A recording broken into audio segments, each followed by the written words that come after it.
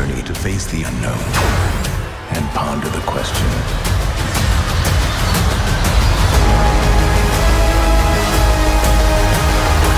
Greetings, sir. This may concern Christian Aguilar here, back with another series review. And in today's series review, I'm going to be reviewing the new Marvel animated series, What If. I saw it yesterday when it aired on Disney Plus.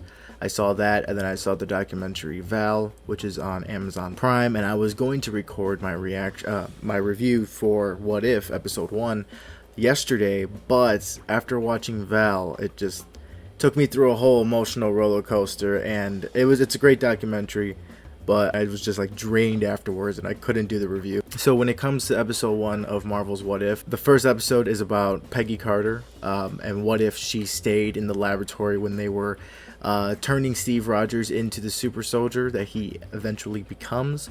What if she stayed, and because I believe in the movie she left, so what if she stayed in the area and she saw the dude with the bomb go off, so she tries to intervene and stuff. So what would happen if she stayed there and she tried to intervene? I thought they killed off Steve a couple of times in this episode. I will because he gets shot in the beginning of the episode, which leads Peggy to go into that machine that turns him into a super soldier, and so she comes out all buff and like taller and more superior, just like how Captain America did in his first movie. I like how it's basically a retelling of the first Captain America movie, but it's just what if Peggy took the shield, and I like how they explore how at first they were just draining her of her blood.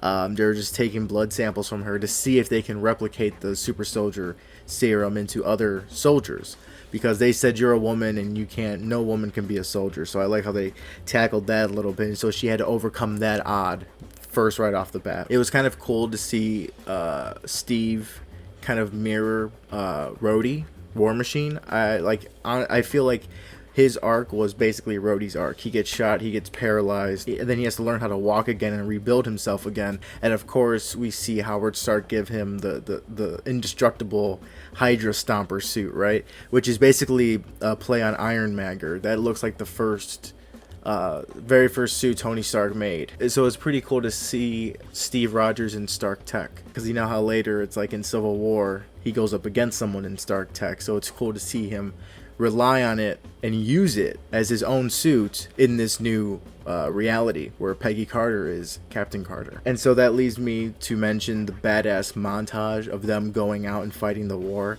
I love that old-timey music that they had playing. It was kind of like a triumphant victory war music that they were playing from like the 1940s, because it fits. That's when it's set, And I love how she was riding the back of the suit when they were flying in midair, and there's even a pop figure out there. It's an Amazon exclusive, and I wanted to get my hands on it because it looks so cool. It has Peggy on his back, and she's riding him as he's soaring through the sky, And I thought that little moment was pretty cool, and that whole little one shot, it was kind of like a little, it didn't cut. The camera just flowed through and followed Peggy as she jumped off the suit, went into the airplane, beat up all those Hydra agents, and then jumped off from the back. And then she came underneath her with the suit and caught her. That whole thing, I believe, was like in one shot, and I thought that was really, really well executed. The fight scenes are really top notch. The voice acting is really good.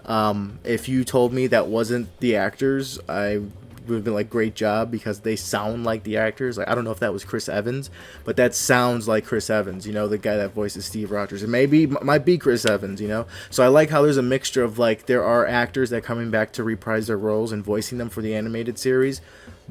And I also like how there's kind of new voices in here. But if they mesh well and I can't tell which one's authentic and which one isn't, all the more props to you, because that's what it's all about. I know for a fact Haley Atwell voiced her character as Peggy Carter in this episode, and I'm just excited, really excited to hear the rumors that they are going to bring her into the live action movies, maybe a live action series. If they go through with that, she's probably going to be like the first multi-dimensional hero, a hero from another dimension that's going to come into our main MCU timeline and do whatever. She could have her movie set in our timeline, the main timeline that we're all familiar with the Infinity Saga, or she could have her own movie set in her own timeline. Or it could just be a multiversal movie. It could. The possibilities are endless, but it would be so cool to see her in the live action costume. I think that would just be badass. And somehow, some way, if we can get a multiverse crossover, kind of like a secret war. What if Chris Evans is Captain America and Haley Atwell's Captain Carter team up, or they fight, or they team up, or they come together in like secret wars or something?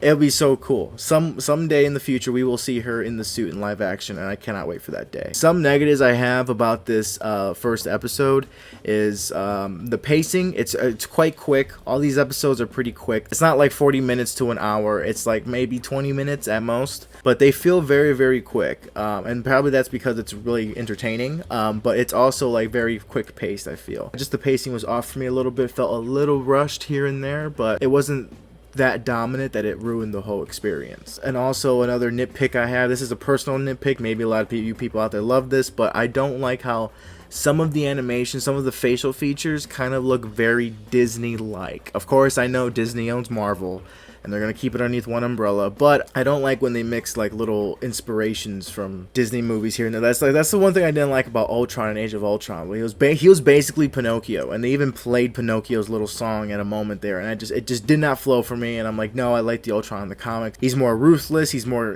cutthroat, and that one was just like, okay, he's just like Pinocchio.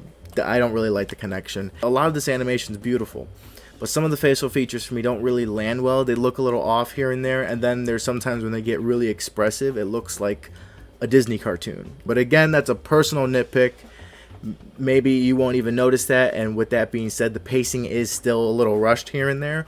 But other than that, it is a fantastic and very entertaining episode. So, my rating for this first episode of What If, I have to give this a solid 3.5 Skarsgårds. Yes, 3.5 Skarsgårds for episode 1 of What If. I love how they took the first Captain America movie and flipped it and made it Peggy Carter, And I really, really am excited to see more of her. The action sequences in this thing are really, really entertaining. And yeah, plus there's also a bunch of fun references here and there, like Bucky saying, "Oh, you almost ripped my arm off," and all that fun stuff. So there you got your references in here too, so that's also pretty fun to watch. So yes, that is it for today's video. Thank you so much for reaching to the end. What did you think of the first episode of What If? Have you seen it? Have you not?